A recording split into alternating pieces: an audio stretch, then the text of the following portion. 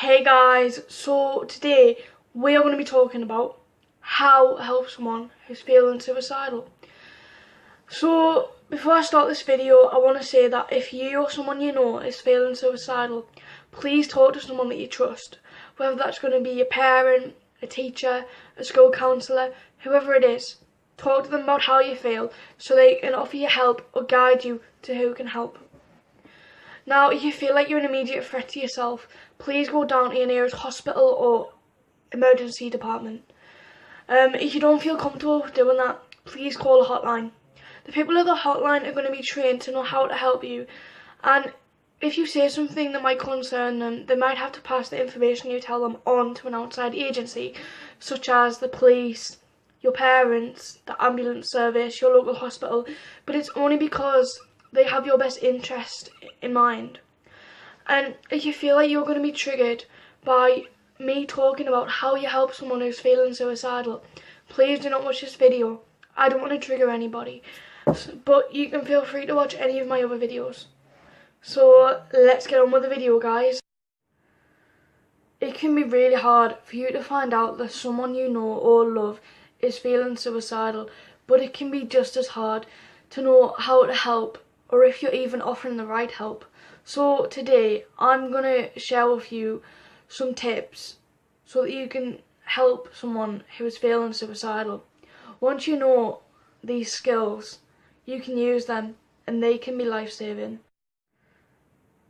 Tip number 1 is to listen to what they have to say. Now, I know you may want to present a solution to them right now, but the best thing you can do for them is to listen to what they have to say, because it is going to be very hard for them to talk about how they feel right now. So all they want is for you to listen to them. Tip number 2, it's important that you do not judge them, as this is a very hard thing for them to talk about right now. So do not judge their thoughts or behaviours, even though you may think some of their thoughts and behaviours could be making things worse, such as drinking too much. If you point this out to the individual, it may make them feel worse than they already do. They need those who love and care for them to be there to talk. So support, respect and be willing to listen, as this will help them to know that it's okay to talk about how they feel, and it will help them to know that they are loved.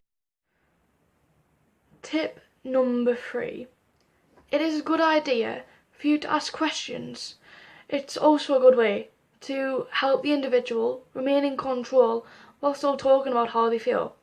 And it is also a good way to show that you're listening to what they have to say and you're interested. Try not to influence what the person says, while still giving them a chance to talk about how they feel openly and honestly with the support of their loved ones.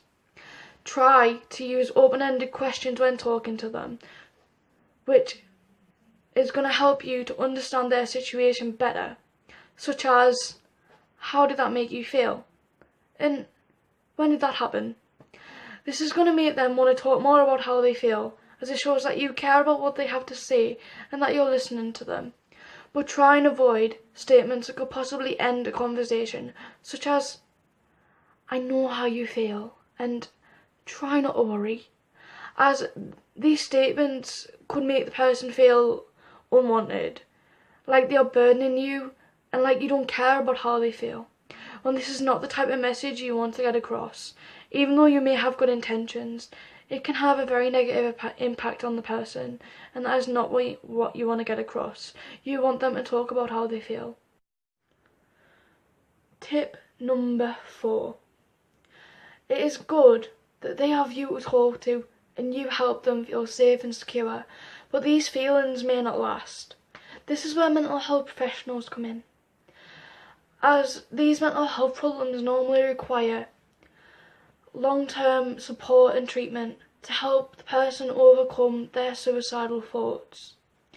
Mental health professionals can help the person deal with the underlying cause, and they can also offer help to the families and caregivers, as they know how hard it can be.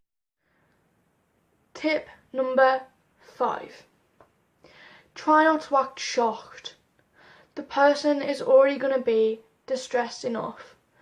And if you become distressed by what they say to you, this is going to make them worse.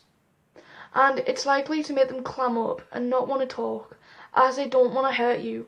So stay calm and talk to the person in a matter-of-fact way.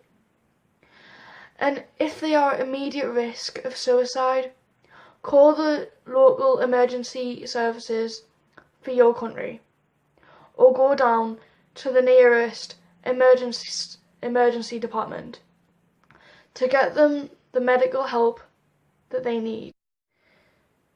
Tip number 6. Comfort and reassure the person. Use your common sense when offering support. You have to remember that intense emotional pain can be overwhelming for the individual, so be as gentle and caring as possible. You also have to remember that there's no script for a situation like this, as everyone who goes through this is different. Listen to the person carefully and offer words of support and advice when necessary. Tip number 7. Let the person know you're deeply concerned about them. Tell them that you're deeply concerned by using statements like, I know you're going through a really hard time right now, and I'm deeply concerned about you. Show them that you're deeply concerned by maybe giving them a hug or holding their hand. These types of gestures can maybe bring them comfort at a time of distress and where they may feel out of control, and it's also going to show that you care about them and that you want to be there for them and that you want to help them.